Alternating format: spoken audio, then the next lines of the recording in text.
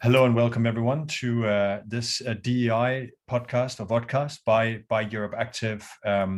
The issue of DEI, of course, has major focus and priority for EuropeActive, and we have the great honor of having members just like Catherine, who are here with us today, and Tony on our DEI Council, who is advising EuropeActive on our standards and how we conduct our work around the area of inclusion, diversity, and equity.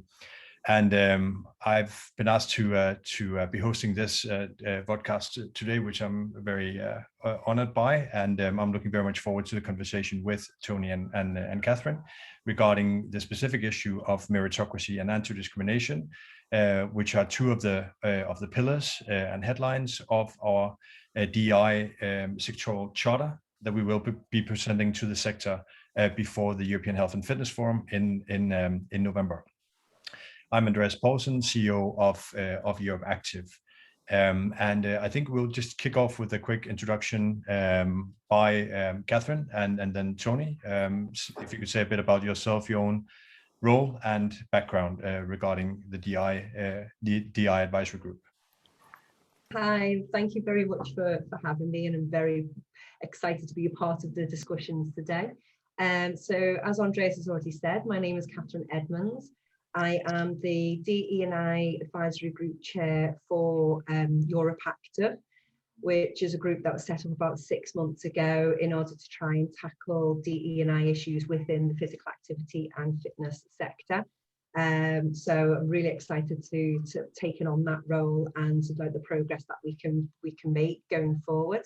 As part of my day job, I am a DE&I professional in professional football, in which I look to help and guide and support 72 clubs of the league that I work within. Thanks so much, Catherine. Over to you, Tony. Hi everyone, my name is Tony Stone. I am from Los Angeles, California, living in Lisbon, Portugal. I've actually been living in Europe now for the better part of, about maybe 25 years now. And I am a choreographer,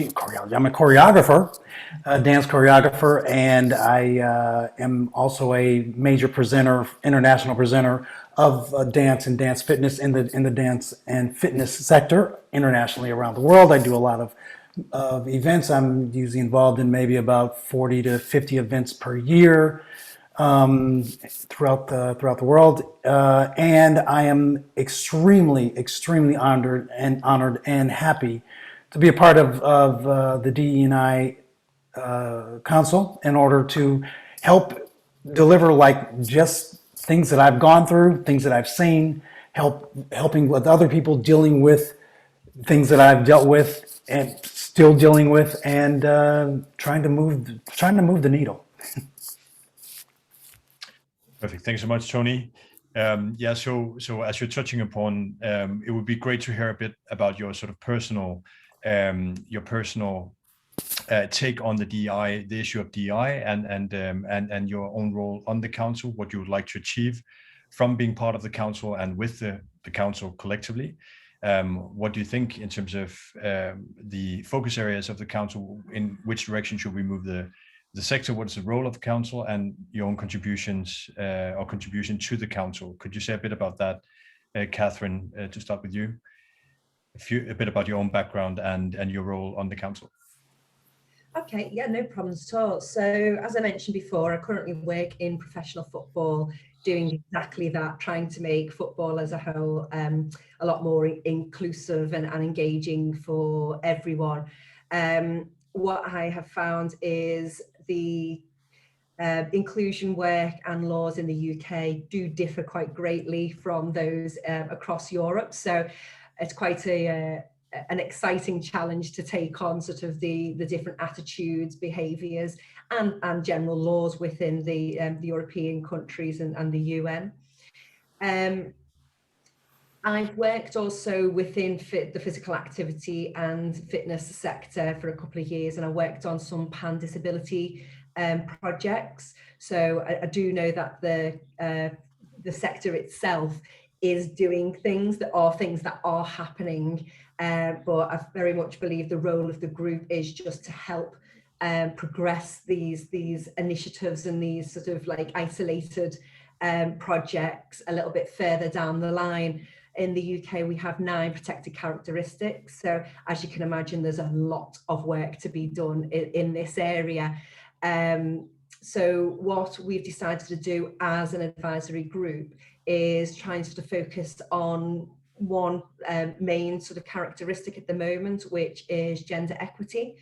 Now, the reason behind that is, first of all, before the group was formulated, it was something that EuropeActive was specifically looking at, and that was to try and get gender balance on their board, which is fantastic to say they have achieved that in their last sort of recruitment for the board. So it's about sort of building, I suppose, on those successes. Now, with DE&I as a whole, because there is so many different characteristics, I think one thing it is important to look at is not just gender equity as a standalone. I think we do need to come across with an intersectional lens on this. So one of the big progressions that we're going to try and make in the area of gender equity and trying with this intersectional lens is to very much look to work collaboratively with other equality organisations within Europe as soundboards, see what work they've done and how we can work together to achieve. So that's what we're currently focusing on, but it won't be the only topic we're focusing on. So we needed something to kick off. This is what we've decided on. And as I said previously, there's plenty more work to do with race and ethnicity, with the disabled community, with the LGBTQ plus community. Yes, I can. This is going to be a long piece of work, but I'm very much looking forward to the ride. Thanks so much, Catherine. Just a little bit about what the DI works means to you personally. Can you say just a few words about that? Yeah, absolutely. Probably, I think Andreas and Tony, you both know me by now, so rather passionate about this subject, and have quite a lot to say about it. Just a little bit. It's the type of work that you get so much gratification out of when you see those small developmental changes. As Tony says, just moving the needle. It's a slow progress. Rome wasn't built in a day, and neither is the ED&I work. But when you just make that slight positive step forward, it's just a phenomenal feeling. So to be part of this group it's exactly that. It's brilliant to be able to make so many positive steps and positive changes to the fitness industry and the physical activity industry as a whole. Thanks so much, Catherine. Over to you, Tony. A bit about your role on the council and what the DI work means to you personally. Well, the thing is, I mean, Catherine pretty much spelled out what our roles are as being part of the group, and it's not really much different from one person to the next. I think the biggest differences are really just that there are people on the panel that are passionate, that have dealt with something more individually than another.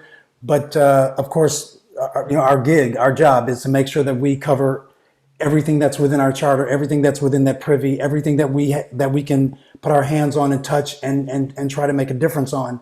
And one of the things that I'm really appreciating about this, of course, me being no doubt coming from a more racial, inequality and discrimination type of background of where my passion lies. What I've really grown to appreciate is getting more educated, even within the group, on disability, on the LGBTQ plus community, on gender. And even, the fact that I forgot to mention one other thing that I'm very close to as well, because I've worked in both fitness and the dance industries for, like I said, for the past 26 years, is the gender inequality part of it. So I'm really, my passion really lies in that, but my passion lies in also getting educated in everything else that I'm not as educated on. and finding out more about those sequence of events that I can help move along as well, and then jumping right back into what sits in my backyard, sits in my comfortability. Perfect. Thanks so much, Tony. So today we'll specifically address one of the pillars or headlines of the sectoral charter regarding DEI that we will present to the sector later this year. And specifically, we'll focus on meritocracy and anti-discrimination. And just before we get there specifically, I would say that my own journey into the area of DEI is really coming from the human rights side. I wrote a major paper in my last year in high school on Martin Luther King and the civil rights movement, and started to sort of get into the cases of racism and systemic racism in the south of the US. And really, I remember the feeling of injustice and unfairness, or the opposite of fairness, if you will, from back then. And that has been sort of the basis of my work with human rights. I went to study European studies and political science, and spent a lot of time on the area of human rights and human rights theory. And for me, the major driving factor is really fairness and justice. That the brilliant English word of fairness that we're lacking in Danish. In fact, we use the English word fairness, but the things have to be fair. People have to be treated equally with a sense of respect, and that there has to be clear and obvious justifications if we are making any type of discrimination.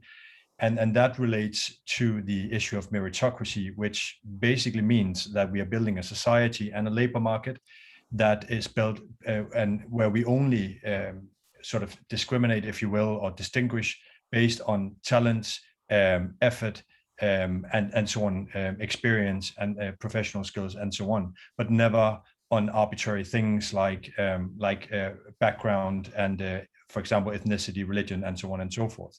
That's what meritocracy is about, and therefore meritocracy is also, I think, one of the great promises of modernity, right? That we raise as humanity above these petty, tribalist battles, and start to construct societies where it's about your talents, it's about your ideas, it's about your effort and your skills, rather than whatever background you might have, gender, religion, race, or otherwise. And that was a bit of an opening regarding the topic of meritocracy. Could you sort of expand upon that, Catherine? Yeah, of course. So, as you say, meritocracy is very much about valuing people's skills and knowledge, rather than looking at them from a specific characteristic or a social sort of standing.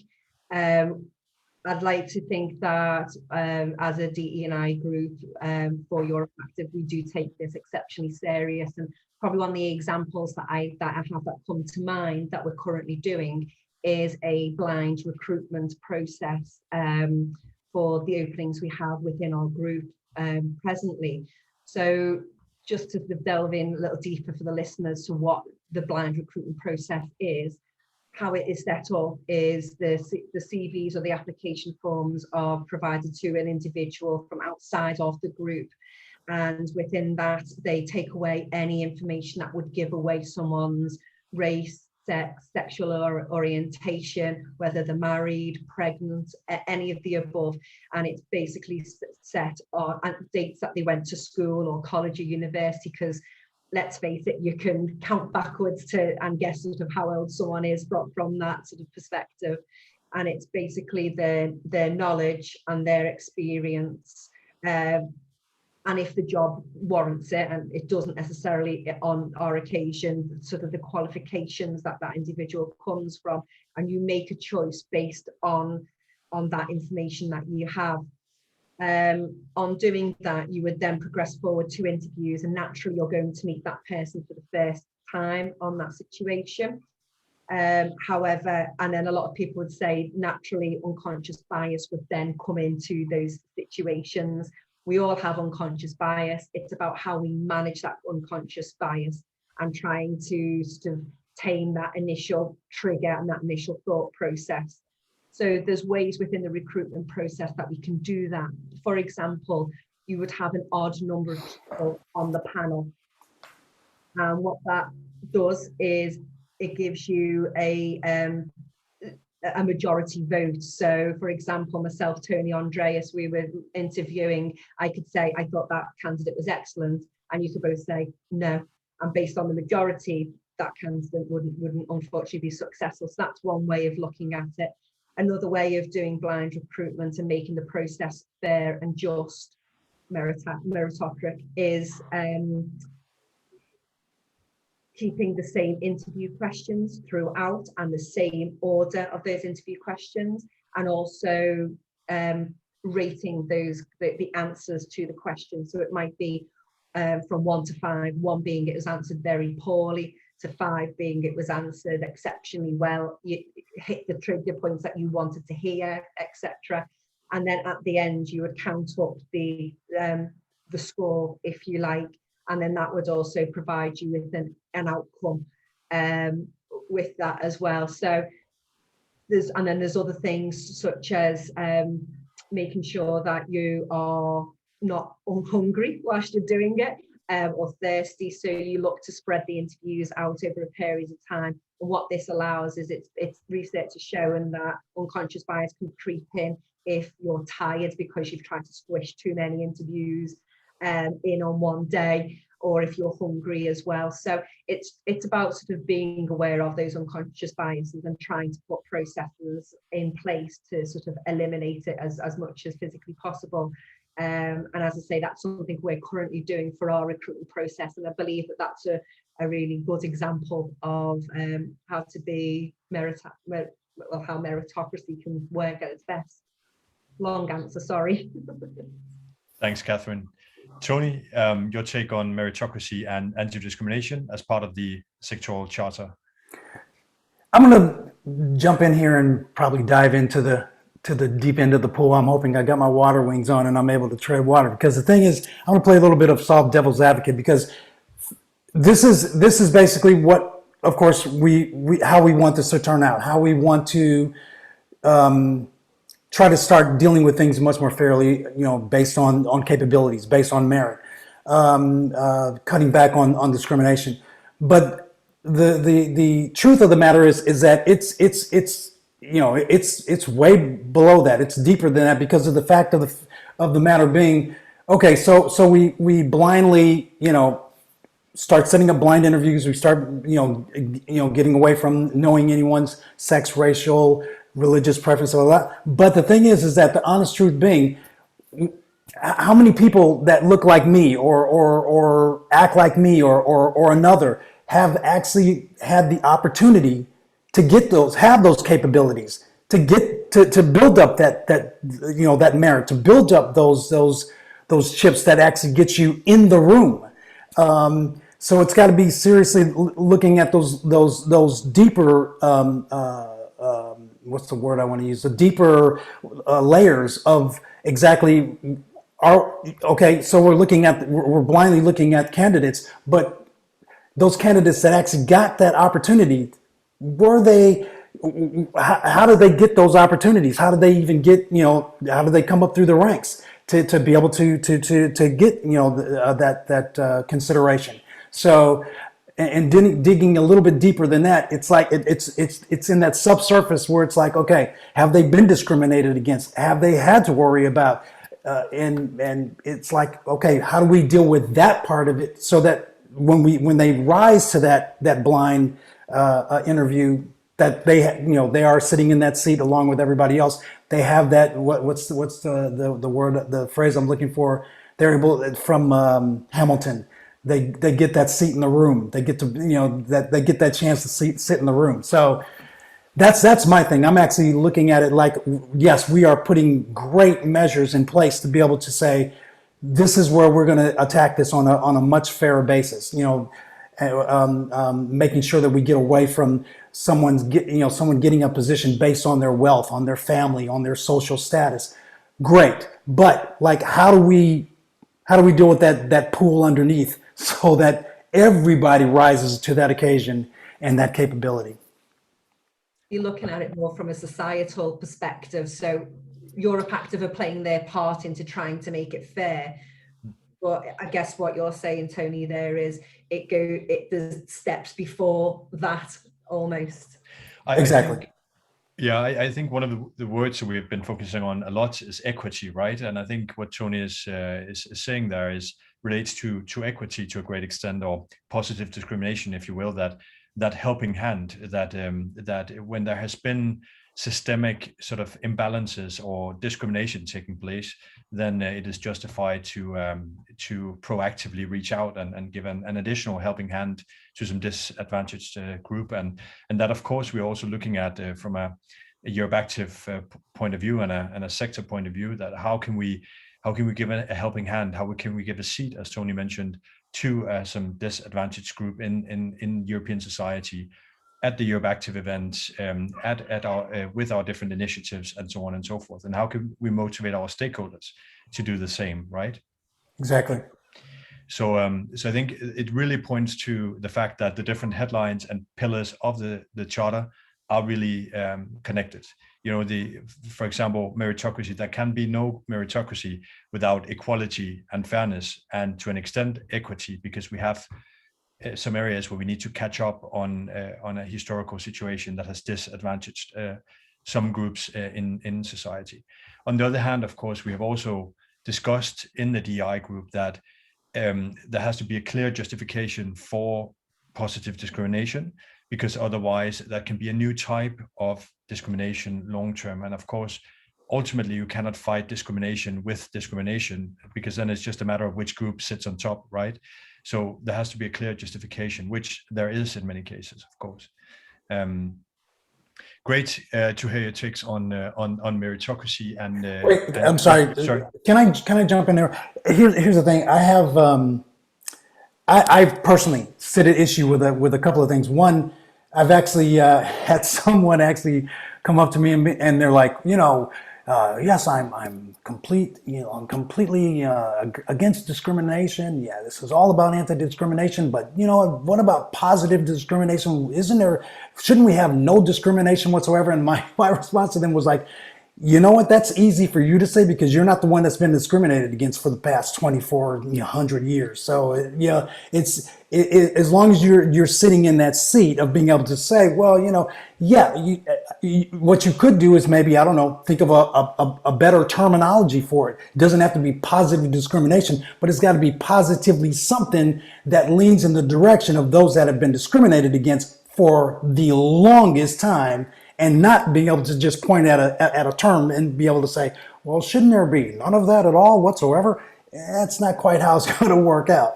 So yeah, I have a problem with that. And the other thing, it's almost on the same lines as being, you know, with talking about dealing with a discriminatory system, you know, a systematic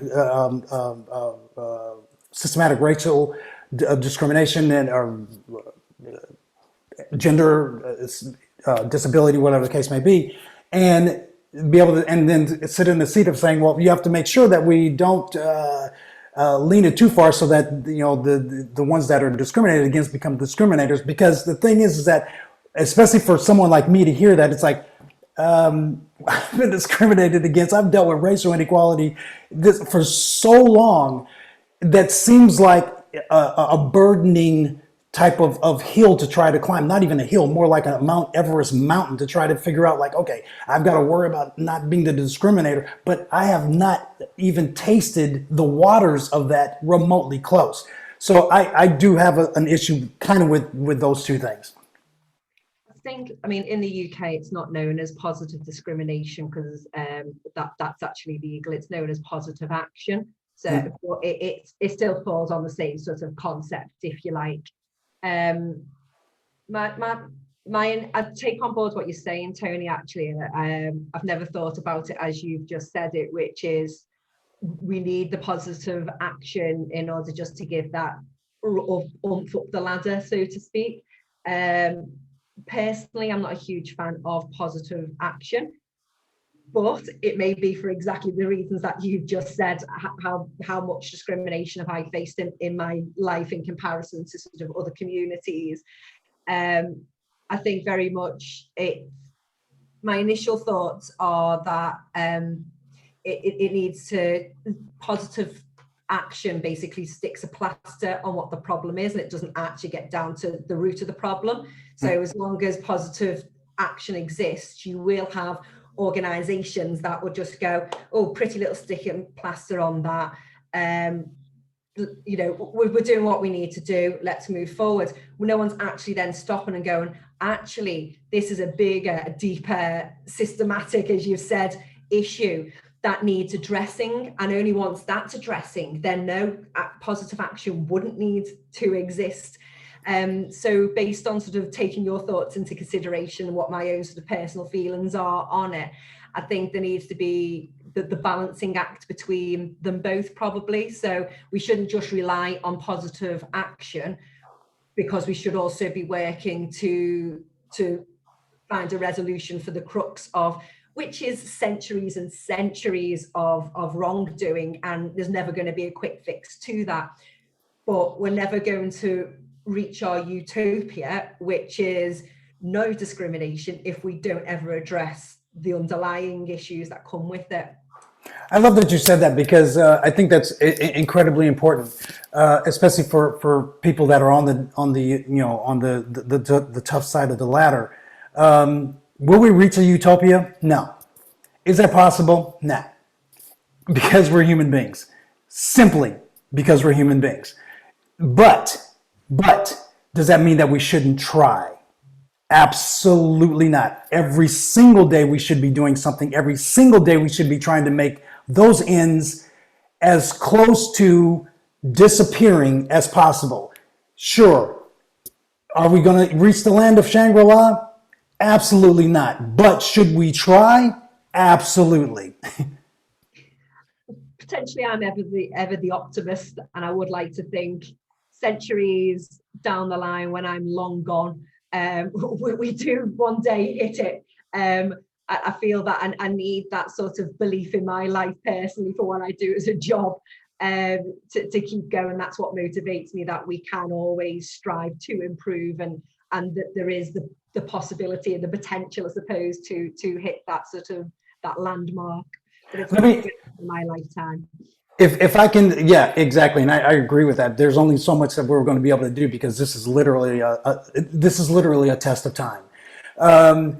But like an example in my life alone, with all the reaching back, you know, before I was a dancer, a professional dancer and choreographer, I was a professional musician, writer, producer for Motown Records for the longest time. And everything that I've done once I've reached the pivotal position was try to reach back, because my belief in all of everything that I've done in entertainment has always been that it's been so good to me. If I am not worth my weight in salt if I don't try to give back and reach back. All those times that I've been able to try to at least, you know, reach back, bring up, pull up, point out, shine a light on a light of recognition, a fraction of all those times, I mean, and like an nth, has been actually recognized. So I've got to look at that, and because of yes, the ideal that I want it to be, yes, it's what keeps me going. But my reality of what I see every day, of what I've dealt with in my careers, in my many years, and you guys know my many years of being here on the planet. We don't need to get into that in the detail, but because of that, I have to deal with the reality of the fact that, you know what, this is going to be like you said, this is going to be a test of time. This is going to go through way past my dust being, you know, swept off of this planet and many others.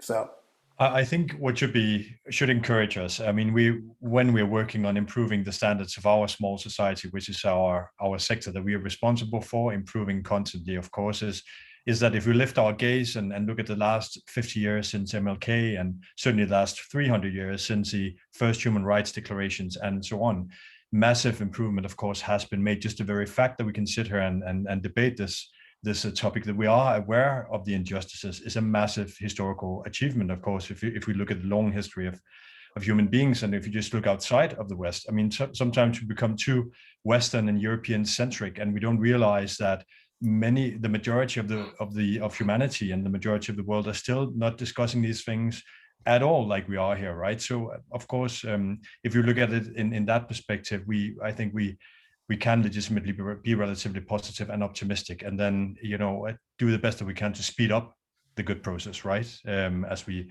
move forward. You know, we have just a couple of minutes left, and I would like to spend that time on your takes on what would be the key takeaway that you want to leave listeners with regarding meritocracy and anti-discrimination. I know that's a bit of a challenge to boil down to a couple of minutes, but please do the key takeaway that you have for the listeners. Come on, Tony, you go first. Oh, no, Catherine, go right ahead. No, ladies first always. Hey, I was doing gender equity then. I was like, giving it to you. And check. The takeaways, I think it's about being mindful. It's about being mindful of the language that you use, that the policies and processes that are currently in place, and to never underestimate the value of you and the influence of you as a human being to your friends, to your family. And I think, as we've said through the whole of this conversation, you have to start small. And if you can just get sort of friends and family and colleagues just to think that little bit differently, that little bit broader in thought, I think it'll just snowball. It'll hopefully have a snowball effect, and that will go a long way in time. So I think my takeaway to the listeners is very much just to be mindful of sort of policies, processes, and language, and, you know, help the greater cause in that sense. And perhaps empower yourself and start with the people that are right next to you, right? You can make a difference for the people that are right next to you in your workplace, your family, your society. I think we called it the proximity principle in one of our DI meetings, right? Tony, your take on the key takeaway for listeners. Yeah, my thing would be stay real, be real, broaden your horizons. Don't be afraid to focus on the things that everybody else is running away from. Keep it real, focus, broaden your horizons. That will help you get a greater understanding and be able to disseminate that information in a very helpful, educational way, because that is really where it's going to lie. And be ready for the long ride. This isn't a sprint. We're not doing the 100 here. Understand that what you do is going to help your cousin, and your cousin is going to help their wife, and that wife is going to help their cousin. So, like you were talking about as far as proximity is concerned, start there. Don't worry about like going out into the world and like I'm going to stand on a soapbox and blah. Start there. Start within your range, within your proximity. Watch just how that starts seeping out, and stay focused on it. Keep doing it. And it becomes more credible if you walk the talk yourself, of course, right? Absolutely. Okay, guys, thanks so much. A huge thank you to both of you and to the members of the DI advisory group for the work that you're doing for EuropeActive. It's massively important. We have high expectations in terms of the improvements that we want to make for our sector. And you have a lot of stuff coming up in regards to the EuropeActive events over the coming year and publications and so on and so forth. And we're really looking forward to your brilliant perspectives and takes on that. So thanks so much, guys. It was a real pleasure, and we'll speak soon. And thanks to all of the listeners for tuning in today. Thank you. Pleasure. Thank you, everyone.